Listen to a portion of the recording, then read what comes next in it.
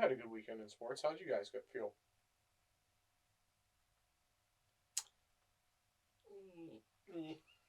How about you? No, no bueno. Heard, Dave. Yeah. Jason Dominguez 1 yard his first AB. That's about it. Okay. I mean, went 3 for 3.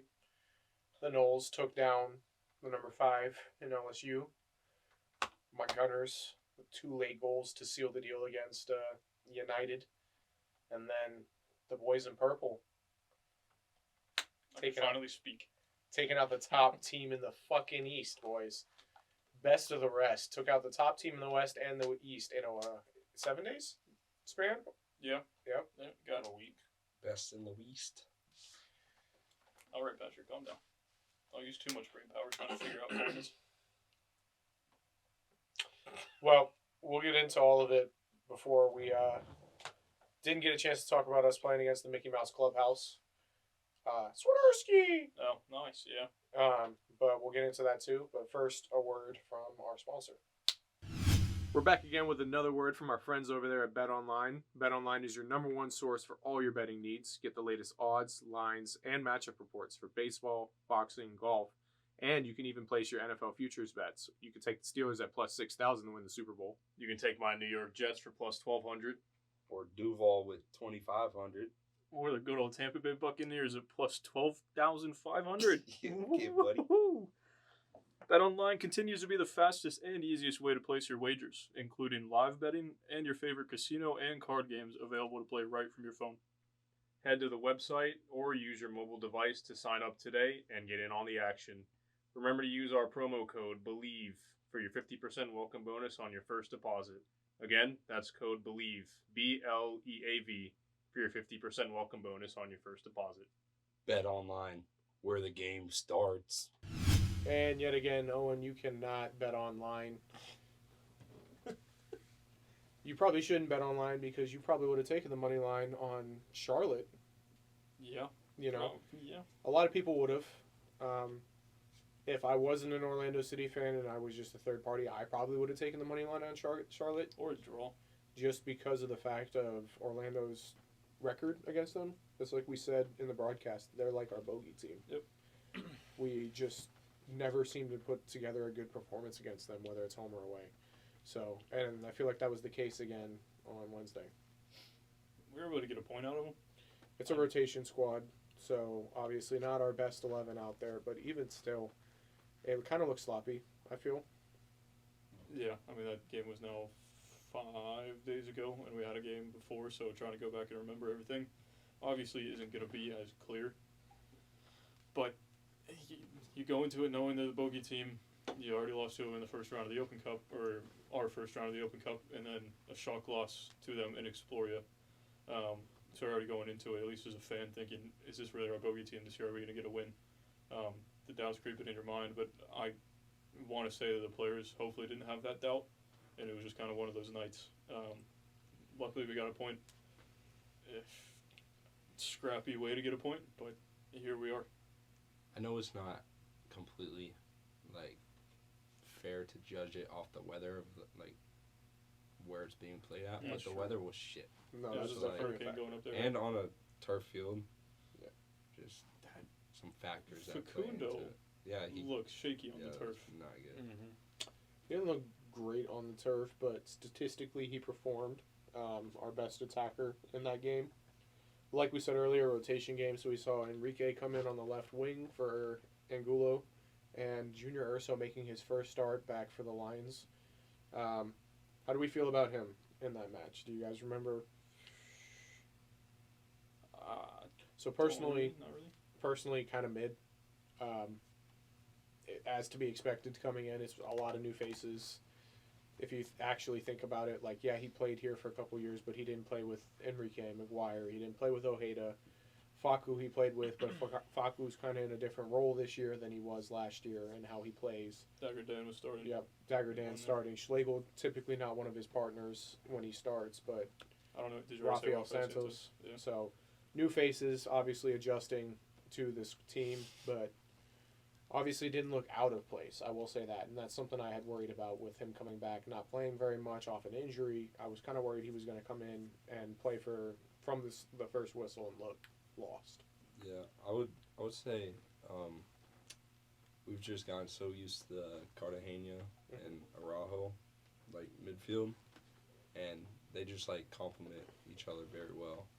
And we thought we had it good when it was Araujo and Urso, but we just see how big of a role Cartagena. Yeah. And like how hard it is for someone to step in and fill that, because he really didn't play bad. He just wasn't what we're used normally to. have. Yeah. He was on a yellow card suspension, I believe, that game. That's why Junior had to step in. So he served his yellow card suspension, came back. Again, now that we're transitioning into the Cincy game right now, but served that suspension. Then in that Cincy game, we all know what happened. So we're going to see exactly what pans out with that. But we're going into these last 7 games of the season, and who knows how. Actually, is it 3 games for that, or is it only a 1-game suspension? I think it's a 1-game suspension, but it may end up being 3. All right. There's no way that can be that big of a suspension. One, because that's just not. There's no way that's a red. Yeah, we'll get into that when we get into that game, but definitely harsh. What wasn't harsh was the pen given to Charlotte off of Schlegel. He's been very good for us, man, since having to fill in for Antonio right now, but that was a typical Schlegel moment. Yeah, classic. Just give away a penalty, give away a foul in a dangerous area, and then we get punished for it. It's either him stepping up at the wrong time, being in the wrong position, and then we concede, and that's when everybody's just kind of like, yes, Schlegel, just not it, and then we kind of go through the cycle of him not being it, and then he comes on for a 15-minute cameo in a game, and then it's like, all right, no, Schlegel can do this, but he just can't start, and then we just kind of hit that spot where he's played full 90s for a couple games now, and the mistake was bound to happen, and it just happened to be inside the box to stupid foul on Enzo Capetti, but then also slotted the penalty away. I just need him to get those mistakes out of his game, especially if he's going to keep starting in place of Antonio Carlos. Yeah, didn't really see that cycle restart, though, with the match against Cincy. With Schlegel, he came in and had a decent showing, so we'll talk about that too, but that's good to see that he's maybe growing in his game and the mistakes are becoming fewer and far between. So, but the mistakes are always there no matter what, and no matter if he's just coming on for a 15-minute cameo or playing the full 90, I'm still unsure of him playing. Like, he doesn't bring me any sort of what's the word, confidence. You don't have that faith in a Robin or Antonio starting, because when you see that those two center backs lined up next to each other, you're 99% sure that we can basically hold a clean sheet. Yep. But then Schlegel's in there and that confidence goes down a little bit, obviously, with any backup that would happen. But the difference between them is, like, Robin and Antonio, yeah, they may have a mistake, but it's like maybe once a month. Whereas Schlegel, you'd be lucky if it's once a game, because it can be more than that. Yeah. And that's the biggest problem I have with Schlegel. those mistakes still happen, but sometimes they don't always lead to a goal. Mm-hmm. Yeah. So sometimes he gets let off, but it's still those mistakes that you just can't have as a professional footballer at the top tier. Well, not in the world, but especially in the country, fighting for a top playoff spot. So. Yeah. Schlegel. So, Copetti ends up sliding that away. He's a bitch still. He is a bitch. But Fucker. the boys did not give up their fight. We were definitely starting to become more aggressive. We did make some attacking subs. We check Ojeda. that real quick. We know Ojeda. Ojeda came in, and Gulo came in. Felipe, which is not really an attacking sub. We only made one attacking sub-tech. Oh, that's right. Janssen going down with the knock, and we had to see Salim come in to help us see that game out. He actually looked good. I'm not going to It lie. was scary having two center backs of Abdi Salim and Rodrigo Schlegel. Yep. And then that did happen, and Salim came on in the 78th, and 3 minutes later, Schlegel gives away the penalty. So it's kind of like our worst fears realized within 3 minutes of that happening. But I mean, props to Salim coming back from injury. Still, he played well. Like to see him play a little bit more, I guess. Maybe we see him possibly fill in for Schlegel, and then we have a back line of Janssen and Salim at some point, maybe. There's a possibility. I feel like that's how it was kind of shaping up to be at the beginning of the season before he got hurt. He was going to replace Antonio for you. No. Well, then what? No. Oh, like, Salim takes Schlegel's spot. Yeah. Gotcha. Because I feel like he was playing more than Schlegel. before he Preseason? got hurt. Beginning of the Preseason season. and in the beginning for a little bit. Or like whenever he wasn't it, came on, he looked better than He had that Schlegel. one mistake against DC that Pedro saved his ass on with Yeah. on the Benteke shot. Other than that, though, I can't really remember a bad moment. You're like a truly horrific moment. That one was very bad. Yeah. But rookie defender, give him a little bit of time, coming back from injury now, and let him prove his worth a little bit. Digging into some stats over there. Yeah, so he's played one full match all season, and then half a match, and then those are the only minutes he's played the entire season. I swear he played more at the beginning That's of the what season. I feel like. Nope. But A 90 against Cincy in the second match, and then a 45 against DC, and then that is it up until Because then he got hurt after that game, didn't he? he's been playing in MLS Next Pro, but he has not been playing with us. So- I guess he was like coming back in MLS Next Pro. That might be what you're thinking. I was trying to figure out like the Schlegel versus him thing, because I was like, I really don't feel like I saw a ton of Abdi in the beginning of the season, and it was just 1.5 games. Yeah, we're honestly starting to figure out that back line. Like, we already have what I feel like, and I feel like most people feel like, is the best center back pairing in all of the MLS. And now we have one of the most efficient left backs in the MLS, in Rafa Santos. He's got a very balanced game about him. So we're really one position away from having the best back line in all of the MLS, and that's just really solidifying a right back for us. Has Dagger Den done that? I feel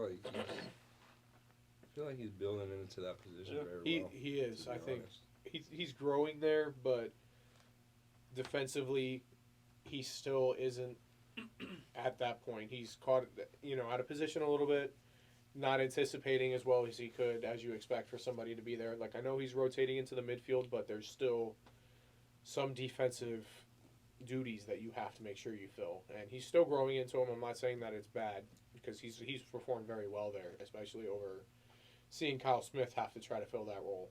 But I think that could partially also be helped with Antonio Carlos returning. Mhm. Once you have the more defensive solidity of him on that side with Dagger, then you might not have to worry about it as much, and he can press into the midfield a little bit more, stay a little bit higher, and maybe not worry about having to track back as much as he would right now with Rodrigo back there. Because as I've already said probably twice on this episode, we know that Rodrigo can step up into the wrong spaces at the wrong time. So that could just be a thing of personnel and who's in that back line with him. one other thing I'd like to see him grow in, because obviously it's a new position for him. We haven't really seen him play right back before coming here, and especially this inverted role. But taking up deeper positions and different positions in the midfield. We see him high a lot of the time. We see him bump out to that right wing. And I know the comparison isn't, fair to him, but I would like to see him become like the MLS equivalent of what Zinchenko is for us. He rotates all around that entire midfield, and you just know that Dagger Dan is a very creative player. He's got a hell of a pass on him. He's got great vision, and he can make things happen. So I'd like to see him be able to take some more freedom, I guess, get some more freedom to be able to rotate across that entire midfield and not just be forced to stay to the right. And I think that comes with chemistry and time, you know what I mean, where Araujo and Cartagena are able to anticipate where he's going to move and make those coverages and stuff like that. But that, to me, I think would make him a elite right back for us, giving him the ball more and letting him just be able to turn and create space and time on the ball. I mean, that's fair, but like you said, it comes with time. Mhm. And he's only been playing this role for, maybe a month or two? Nope. Yeah. So, yeah, it's something he could develop. And if, I don't know, is he here next year? I'm pretty sure. I Is mean, he like yeah. one of no, those? he's on a No. permanent. I think Oh, he Okay, had, so like, that's something that we may be able to see next year. No, I definitely, and it's like I said, we're starting to develop that back line, the best, what I feel like is one of the best back lines in all the MLS. Those are just the things that I feel like he's going to develop in his game, because like you said, he hasn't played there very long, and it's not me hating on him, it's just me being like, if you're going to play this role, this is what I would like to see. And it may not be what Oscar asks it of him, you know what I mean? We may never see that from him, but personally I think that would suit him very well. That's fair, but I feel like the most important aspect of a back line is consistency, really, and that's all you can ask for. And with him, with Raphael, with Antonio and Janssen, I feel like that's probably the most consistent back line that we can see in the MLS, probably. I would agree with that. In terms of like good performances, not Duncan. Dan has never really done any wrong in any of the games he's played. Antonio, probably the same. Janssen always cleans up messes. And Raphael is prone to a mistake. But going forward, he's one of the best attacking options, in my opinion, in the MLS at the left back position. Oh, absolutely. I would say it's good to see Thorolson, when he switches, like when players switch to a new role, especially from like attacking minded to like defense position, you see like some games he will do better and some games he'll do worse. But like I feel like the past he's been there maybe a month, I feel like he's made like steady improvement. Mm-hmm. Very good to see. Yeah, we haven't So seen it's that just- drop. Yeah. No, I So think hopefully that keeps going, because that right back's always been a problem of ours, especially in Oscar's Scott teams. Sutter, bring him back. The Yeah. 42-year-old. Man is aging. I think he was just. Someone said he was just here. He was. Right. Yeah. Before we move on, sorry. Dagger Dan's contract joined obviously January of this year, and then his contract expires December 31st, 2024. So it was an initial 1.5-year contract, and then club option 2 years after that. So he could be here through 2026. He could re-sign, but right now, contract expires at end of next year, and then we have 2 years option after that via the club. I think we take that option, especially if he keeps up this current form and gets more time in the team and becomes a more integral part of how we play. So, Man's only 23. yeah, it's good to see. He's young, got a lot to develop and improve upon.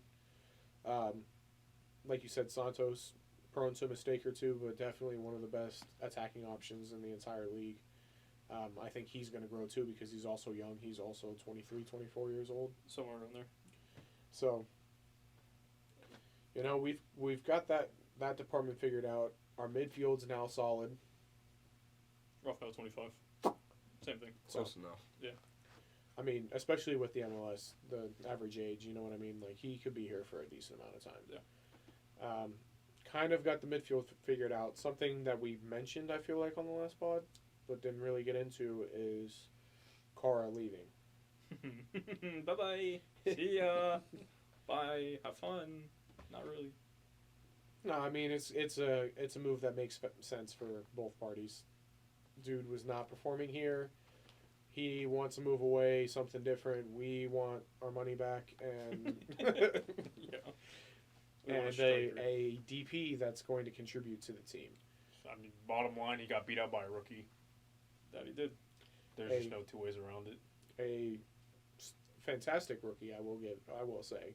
Yes. But yeah, I mean, the production wasn't there to begin with. So good luck to you, man. Hopefully you can figure it out, because obviously being miserable at work is not something that's fun for anybody. So fair on him for wanting to move away. But I do think it's for the best, definitely for us. Facts. Yeah. If he can't figure it out, maybe, I don't know, learn Chinese or something. Go to Saudi Arabia. Yeah. What was it what's the Sharks? Shanghai Sharks. the Something. Shanghai Sharks that everyone says for the NBA. You want to give your final monologue, goodbye speech, sad speech to Carl? No, Do you have one prepared? Any last words? I did not. Good luck, my friend. He responded to your DMs again, didn't he? Damn right. He also left me a little like, Oh, not a heart. well, a heart, I guess, on Instagram. Oh, Like, you I see. I double thought tap? you meant a thumbs up. No. But I don't know. I wish him the best in the future. I think he's had Yeah. a rough go here. Probably a little homesick. He lost a few people in That's why he went back to Turkey. the Turkish earthquake. So. Oh. Yeah. So I forgot about that. fuck you. Just I forgot about it. moving Damn. closer to home, Yeah. and I hope the best for him in his future. Also, never mind. I'd like to apologize for that. Yeah, How about that was out of That was line. out of pocket from you. Yeah, sorry. Just tear and tape. Okay. I apologize. No need. I feel like we can't underestimate how hard it is to adjust here to America. You know, coming from somewhere else, we see it. I feel like with Ojeda too, somebody that's not fully adjusted to just life here in general. I think that's why he's not in the team as much as we would like him to be. But When he comes on, he seems confident, but it's like it's not coming off for him. It is just ass. It is ass. There's no. Ugh. who Ojeda? No. Oh, I was talking about Kara. Oh, no, no, I was we- talking about we- Ojeda. So I was gonna Hurt. say, I was like, we moved on to Ojeda, and I was gonna say, well, it definitely came off for him against Charlotte. That's somehow, some way. Hey, Shout I'll out take it. Clean and goal. yeah, I'll take it. You know what I mean? Like, definitely wasn't trying to put the shot on goal there. Was just trying to put it in a dangerous area. But He did. you see what happens when you put the ball in a dangerous area. You know, Yep. you get a last-minute deflection goal to beat United. You have an Ojeda banger in the 88th minute. I will say Garnacho was offsides. Oh, absolutely. I just can't wait for Riley Leonard to light the fuck up out of FSU. I can't wait. Who? Didn't he not turn in his homework on time? Yeah, You know what? He might not- If he I'm might not him, be I'm playing. doing the same shit. He- Even if I'm not a he quarterback. might not have that GPA. And Oh. let's be real here, buddy. All the respect to Duke, like they did the damn thing, but that Clemson team is not who they used to be, my friend. Fair, but I mean, FSU's got what, the 8th year senior in Jordan Travis. 6-year. He's 23. He's pulling a Stetson Bennett. Hey, if he Trash wins kid. the Cincinnati, I could give a damn. But we also have the giant in Johnny Wilson, Keon Coleman, Toafili, Trey Benson. Orlando City 1-0 in Cincinnati. Yeah. John Rice Plumley. Bum. So, just Stick to baseball. you put the ball in a dangerous area and things can happen. Ojeda does that a lot, and we've always been calling for that person to be able to take the shot outside the box. Sometimes I get a little pissed off with him because he's just taking the shot outside the box rather than looking for another option. But this is another aspect of his game that has time to develop. So yeah, moving on to the big win of the week for us. Taking down the number 1 team in the Eastern Conference, the number 1 team in the Supporter Shield. Cincy. Who? Yeah. Oof. That's fair. First We can lost talk. all season. At At home. home, yeah. I was about to say. The best road team in the MLS keeps fucking rolling, boys. That's If only we could figure out a way to do it against the teams we should beat. So that's my only gripe. I feel like it's the teams 11, 12 range around there. Charlotte? Yes, exactly. yeah, that would be nice to figure out. We do have a couple of those games coming up towards the end of the season that we should be grabbing points in. But this was a massive game. I think it had to be the last pod. We were going through and seeing how many points we think we would get from the 2 games in Charlotte and Cincinnati. And I think the consensus between all of us was we pick up 3 points in Charlotte, we finally do it, but then it's going to be a tough one to go get a point in Cincinnati. So we end up with 4 points, maybe 3, depending on how things go on Saturday night. And literally the opposite happened. happened. Yeah. So leave it. Don't, again, bet online, thank you, but don't go with our listen to picks. any of us. Yeah. Hey, if you can just bet on points total, I'm right. We were, yeah, all I'm of us right. were right. Yeah. Doesn't matter how you get there, but I'm right. We all were like, obviously want 6 points, but 4 points is what Yeah. we think we can get away with. Yeah, I mean, this could be another catapulting win for us. You know what I mean? Same as Miami. Fort Lauderdale. Yeah. Same as Inter Messi. When we were able to beat them before they were Inter Messi. These games, there's certain games that happen that just ignite a team, bring them together. And hearing just the little clip of Mo talking in the locker room. I was going to bring that up, yeah. And just being like, if we want to be champions, we have to win today. They found a way. And they did it. And I feel like that's the mentality this team is getting into, especially with people like Mo, who have been there, done it at the highest level. And they know when it's time to turn the fuck on, like, from here on out, no dropping points. Like, obviously things can happen, but your mentality of a team has to be 7 games, 7 wins, home playoff bid. Whatever happens in front of us happens. Yeah, you want to control your own destiny, kind of thing. Yeah. We're at that point this season where that's going to be the conversation. And we're at a point sitting in, what are we in? We're in 3rd. New England's is ahead of us. Ahead of us on goal We'll differential. probably be in 4th. Philly's got a game in hand, don't they? Yeah. Get in there, let me talk. New England is ahead of us with a game in hand. They're only above us because their goal differential is higher. Philly, what did you say? Huh? What were we saying? I said, what a fucking bitch. Says you. Let him die, let him die, let him die. No, I'm just kidding. Continue. Philadelphia behind us on 26 games. Hey, yo. One Looks like a penguin. I'll take it. 46 points. But they also just beat, who did they beat 4-1? They beat Red Bulls 4-1. So that didn't really help us in the goal difference department. That puts them at plus 16 to our plus 10. So if they pick up even, in the game they have in hand, if they pick up a draw, they would then be above us in the table. We fall to 4th.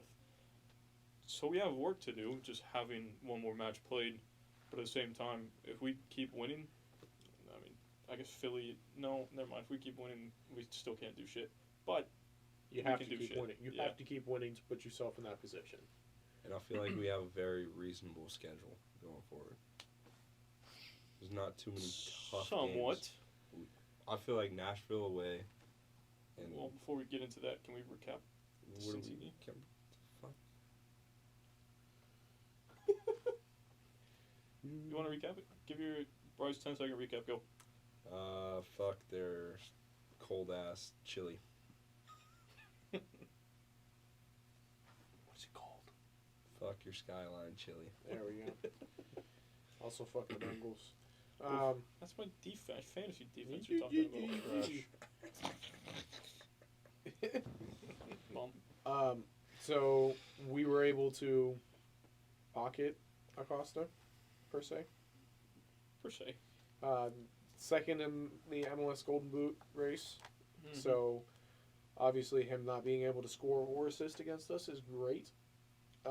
But I will say it definitely wasn't their night. Yeah.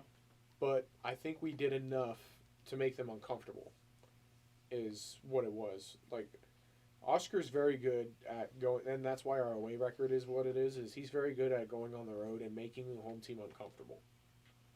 Not allowing them to play their game, whatever that is. That's great to see. And it may not be us attacking and playing attacking football on the road that we want to see us do, but he's very good at, like I said, making the home team not be able to play their game, which is what you expect when you're at home. Yeah, the one goal that was scored in that game, I believe, was it Cartagena that won it back in the midfield, or Araujo? I don't remember who won it back, but I know One of them, and then Mo released Enrique, Mm-hmm. and then got close, kind of got PTSD from who did we just play at home, and everybody's like, oh, the ball went over the line, but they still counted the goal. St. Louis. Yep. Because it was pretty close. Enrique had that sliding little back pass, fell right to Facundo, and Facundo put it away. I think I said before we started recording that is something that we might not have seen out of Angulo if that was him running down and chasing the ball. You see him try to do a few too many step overs. Takes somebody scissors, on. something, yeah. So is that something that you like to see from Enrique out on the left, playing more of a wide player and cutting in or slotting the ball across, or would you rather keep Angulo out there for that? I mean, even I was going to say for the counter-attacking factor, but Enrique did that too. because Enrique was playing up top at that time because that's when Duncan had gone off. Oh, But he in that position, he was out wide.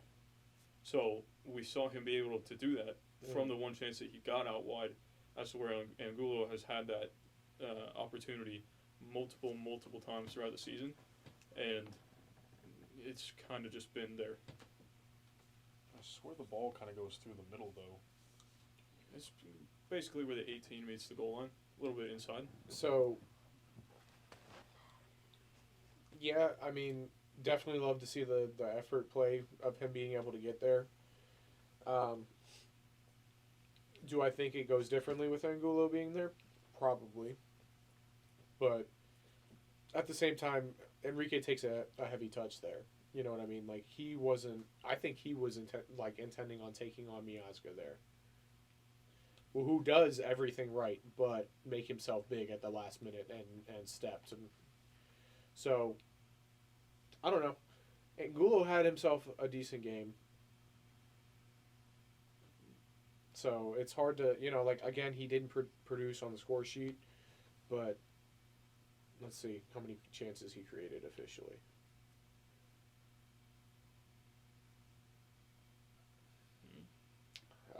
None, Just apparently. through the middle. He takes it wide, Yeah, but I think he's inside the box. That's what I'm saying. It was inside the box. It is a little bit more inside than I thought. But I mean, but technically I get what but you're saying. Like, yeah. we don't see Angulo go to the touchline there and put a ball back, which definitely like to see. He slows it up towards the top of the box, and then that's where he tries to do his little tricks, and he might try to cut it inside on his right and curl the far post, and that's where we've seen the ball either fly 10 yards high or just not have enough power on it to find the back post or go wide. So, I mean, if you're asking me whether I'd rather have what I just described with Angulo or that, I'm taking a sloppy little goal, throwing back to Facundo and put it away every single day. I feel like Enrique's in form right now, so he deserves to get a shot to go with the first 11. And if we can see, Duncan and Enrique on the pitch at the same time, I'm not mad at that.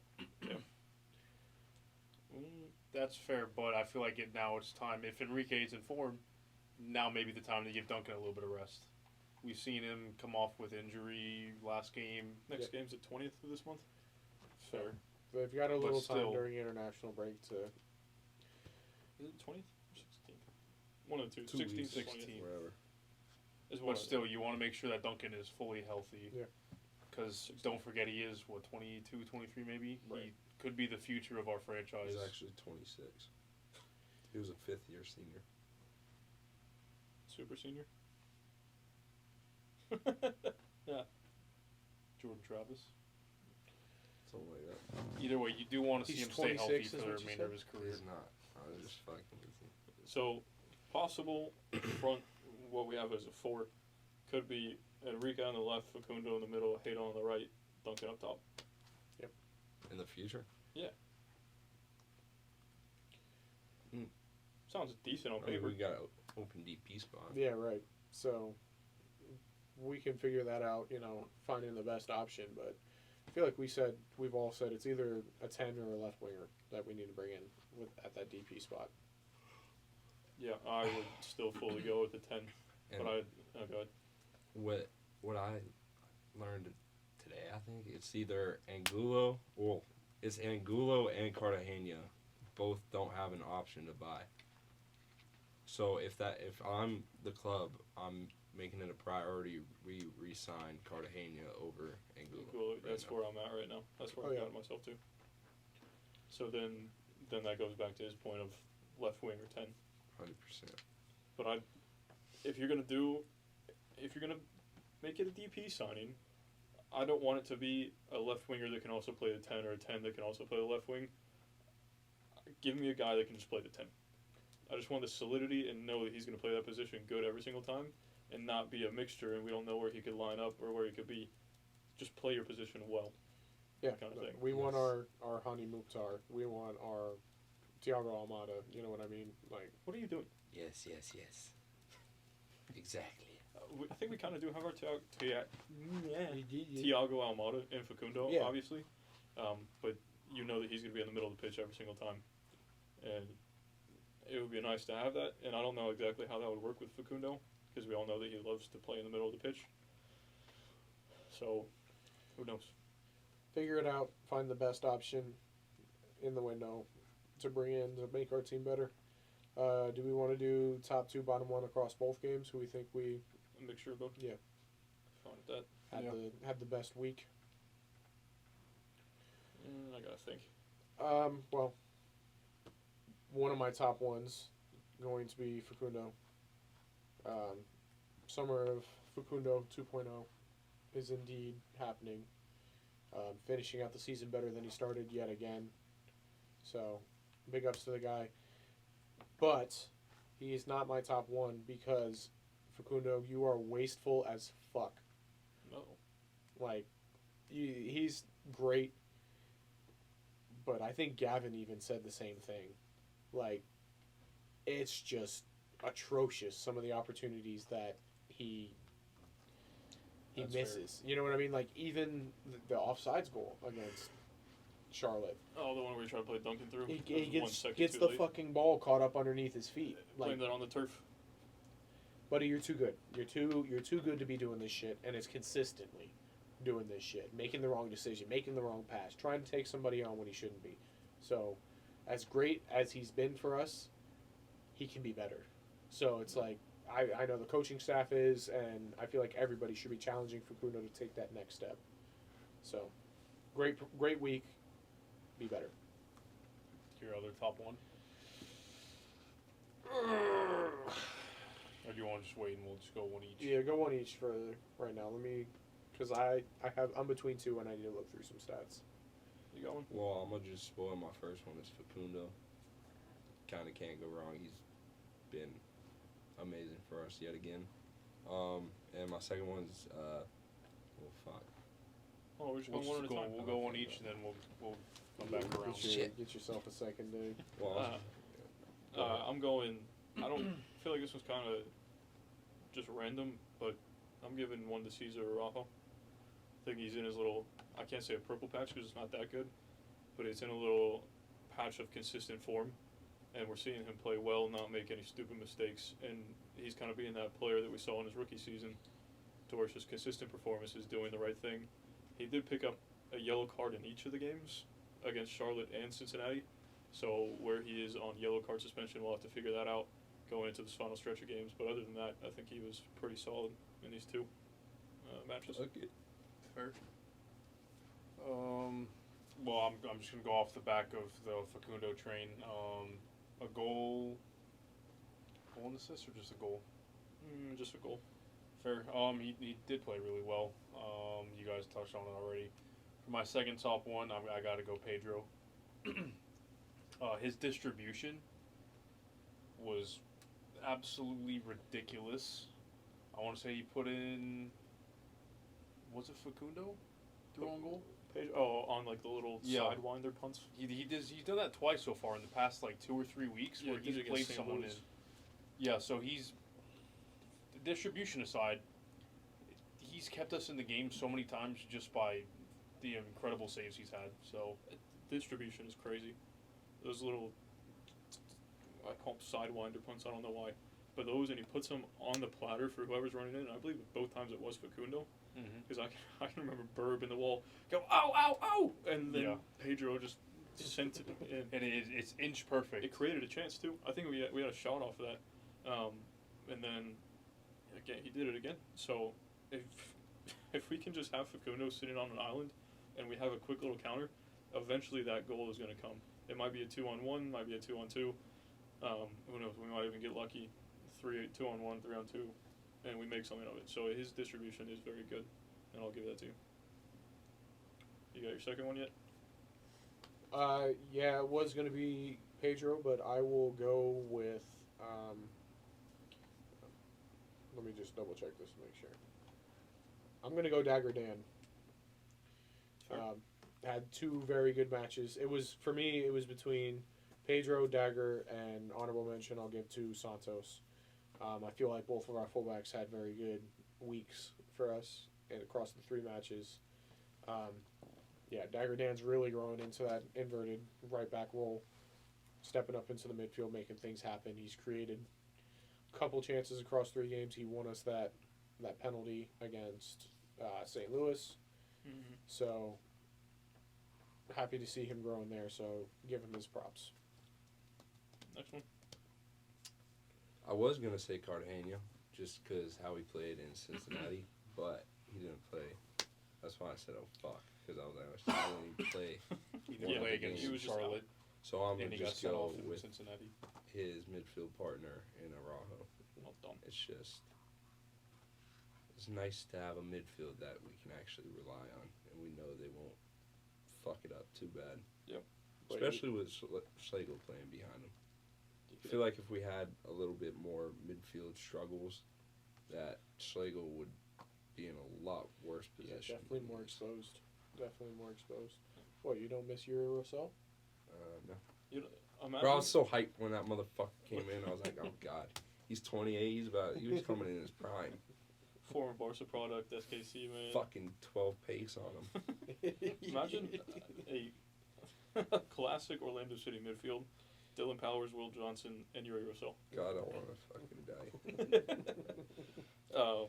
My second one, you guys have already explained it. My second one's just going to be Facundo. I just wanted to say Caesar first, wanted to give him his flowers, but Facundo's obviously Facundo, so yeah. To add on to that beautiful midfield that you just created. Oh, dear Lord. I can't think of his name, bro. Fuck. He played. He played with the fucking broken arm. Oh god. Alright, keep going. I'll think. Go ahead. That's your second. Oh, you already gave both. Yeah, I said Facundo, Pedro. Yeah, then start off with your bottom one, and then we'll go back around.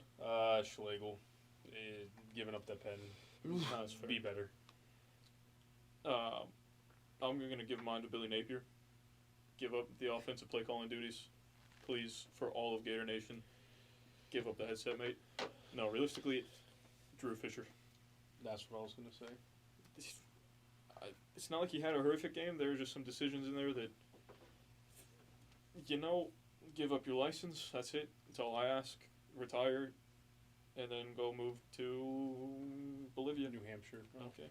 Mountains of Brazil. The mountains of Brazil, correct. Never read. That's a fishy decision. Haha. No. Fisher, fishy. I hate you. Give my bottom one to Brian Kelly. Shouldn't that be a top for no Oh adjustments? no! Bottom one because Buddy had like 70 yards of penalties going against us in the first half, and then he wanted to complain to the refs at halftime about offensive PI. Like, Buddy, it's getting called. Don't you worry. It's all getting called, my guy. No, realistically, bottom one, Enzo Capetti. Fuck you. You ugly ass midget. Fair. Knock off Enzo. Yep. It's your bottom one. My bottom one. Chelsea for fucking ruining my whole fucking weekend again. Other than that, Duncan. That's another. Yeah. You just gotta get. Yeah. He's in a little drought right now. Okay. He's got to find his way back out, but.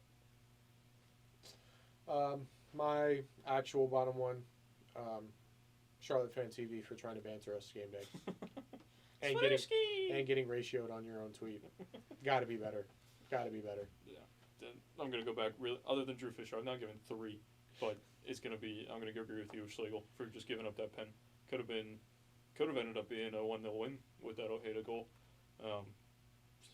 Just another Schlegel masterclass, disaster class. Realistically, Mo, for me, didn't have the best games, and I was kind of honestly looking for the sub of Ojeda to be made in both matches. So, Why? Like, Mo? what did Mo do wrong to get the bottom one? So after I said that he looked good against Cincy, I definitely jinxed him because he started forcing the ball and doing typical Mo things.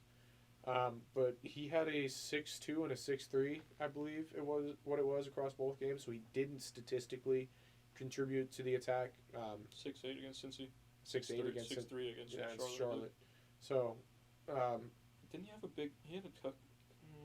Mo's the one that played in Enrique for the So hockey assist. he made one good pass. .60 expected assists. So for me, it's just not up to the level that everybody else performed at. It's not like he did bad. I don't feel like anybody really did bad. I feel like it's kind of harsh. Well, then that really give it to Schlegel for the pen. I mean, yeah, I'm definitely not happy about that, but you guys already talked about that, so, you know. Fair. Reaching, but somebody else that didn't really have a good week. Chris Schuler. Jose Aja. Chris Schuler and Mateo. No. Who was that guy? Mateus Ayes. No, the other center back. We signed from like Real Madrid's practice team or something. David Mateo's home line. Oh, Mateus Fuck. is bad too. Him and Chris Schuler, fucking. Goated. Three back of them two plus Jose Aja. Probably do better than fucking Chelsea. Great. Honorable mention to Anthony Alonga for my top one. Oh, fuck. Dear Lord. A United Academy product. Yeah, going for being a United Academy product to go in the He's Forest. doing God's work right there. Realistic top two, Declan Rice and Gabriel for his impersonation of Michael Jackson to get Garnacho offsides. He was definitely on. He was He off. was mate. He was Not on, bud. He was on. You need better glasses. You need actual glasses. He's just not looking at sunglasses. the fucking United fans that draw their fucking line on Snapchat. Did you see the guy that literally just he pulled up the crop on iPhone, so it was just the normal grid, Yeah, and it was just straight. it's like you Not even don't. that, they just used the wrong angle on yeah, VAR. you fucking nunces don't realize that the camera is the middle of the pitch. This is happening over here, so angle. Like, he was off by like a good 7-8 inches. I was gonna say shoulder. Yeah, I mean No. He's on. I will stand by that fact. and that was definitely a pen on Havertz. No, it was not. That's a pen. No, it was not. You That was, watched that- He didn't touch him. You watch that real time and you can watch the contact. When you're sitting there watching it slow back and forth, It just wasn't a pen. it's a pen. There's the delusion in CTE setting in. For right both there. of you right now, offside pen. That was no. That's a pen. It's just never a It's a pen. pen. I'm sorry. You know, would it's you want him never- to go take the pen so he's not gonna be 007? No, I just want a fair pen to No, be it given. wasn't a pen. It was a fair pen because it wasn't given. Also, you guys complaining about that fucking Holland pen, whatever his fucking name is. Hoyland. I mean, if you're on gonna say Gabriel. that's a pen on Havertz, that's a pen on Hoyland. No, I mean it's a foul on Hoyland for fucking holding his arm and taking him down with him. No, I think I thought that was a pen. I'd have to look at it again, but I'm pretty Watch sure it. I was on the United side on that one. Watch it again and you see him hook Gabriel's arm and take him down. Maybe I can't remember which way it was in. I don't know. So anyway, your shit club. You'll get there one day. You'll be back one day, just not this year. Or next. We'll see you in the ACC championship. Hey, That's not. I'll That's have just my not hoodie on. possible, is it? I'm here for no. You're in the same division. Yeah, you got to finish top of the division, and that's not gonna happen, my guy. We won't see you there because we'll already be in you by then. So I think you play at Doak this year too, so that's just not gonna be ideal for you. Start playing the clown Mid. music. absolute. Says who? Who'd you lose to? Yeah, yeah. And it's not even like you just lost. You guys look like absolute dog shit. Why do you think I gave Billy Napier my bottom one? Thank you, because that's what they looked like. I'm sorry. You want to talk to? Okay. Yeah. Hope you guys like what you heard here. If you like the banter, then check out our Patreon. Fuck you shaking your head at. You're so unathletic. Check the Patreon. It's only $3 a month. There's a lot of interesting, different type of content on there. JRP type of throw right there. Better center fielder than he is a quarterback. Thanks again to today's episode sponsor, BetOnline. Use that code BELIEVE, BLEAV, for your 50% welcome bonus. Don't take our advice, even though we don't give it. Just don't listen to us when we talk about that kind of stuff, unless you're trying to lose money. Check out our Twitter at OCFanTV22, our Instagram OCFanTV, our TikTok at OCFanTV. Threads is dead, but we're still on there. Facebook, we're on there as well. Somehow. Yeah. Thanks again to Bet Online. Make sure you guys use that welcome bonus, and we will see you on the next one.